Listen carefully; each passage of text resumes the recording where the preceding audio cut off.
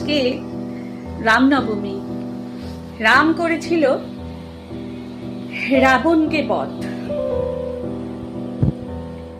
প্রত্যেকটা ধর্মেই এরকম অবতাররা এসেছেন, এরকম মনীষীরা এসেছেন একটা একটা করে দস্যু দমন করতে, একটা একটা করে আমাদের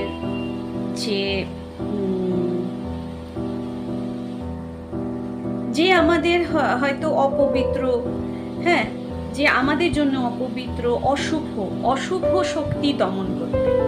অ্যাকচুয়ালি আমি বাংলাটা খুঁজে পাচ্ছিলাম না, সেই জন্য অশুভ শক্তি দমন করতে এসছে অনেকে। সেই অশুভ শক্তি আসছে কোথা থেকে তুমি কি জানো? তোমার ভেতরেই আছে রাম, রাবণ, সবাই তোমার ভেতরেই রয়েছে। আর তোমার রামকে জানো? তোমার শরীরের মধ্যে তোমার রামকে, তোমার রাম হচ্ছে তোমার বিবেক। আর রাবণকে, রাবণ হচ্ছে তোমার কুপ্রবৃত্তি। আর এই কুপ্রবৃত্তি আর এই বিবেকের দংশন মানুষকে যতই মুখোশ পরিয়ে হাসাক না কেন, যতই বাইরে গিয়ে তুমি বলো না কেন আমি খুব ভালো আছি, আদপে কিন্তু তুমি ভালো নেই।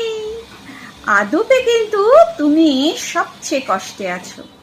কারণ দিনের শেষে যখন তুমি গিয়ে নিজের সামনে দাঁড়াও, তখন তুমি বিবেক দংশনে শেষ হয়ে যাও। কেন আমি ওই কাজটা করেছি? যে কাজটাই করো না কেন, বিবেক তোমায় ছাড়বে না। আর ওই বিবেক দংশন থেকে বাঁচাতেই তো আমি আমার পরিবারের কাছে আসি ছুটে ছুটে। কেন না, বিবেক দংশনে ভুগবে কেন? কেন অন্যায় করবে? কেন পাপ করবে? এটা তোমায় মানায় না। তোমাকে মানায় তোমাকে সেই সমাজের উচ্চ শিখরে বসে থাকতে। যে কোনো ক্ষেত্রে তুমি যদি উচ্চ শিখরে বসে থাকো, তাহলে দেখবে অন্তত কারোর কাছে না হোক, নিজের বিবেকের কাছে তুমি সব সময় মুক্ত। বিবেকের সামনে তোমাকে আর দাঁড়াতে হবে না। বিবেকের সামনে তোমায় দাঁড়িয়ে বলতে হবে না যে আমি কেন করেছিলাম। আর তোমাকে বলতে হবে না আমি অনেকটা পিছিয়ে। আর সেই জন্যই তো মরেঙ্গো বাসেন্স।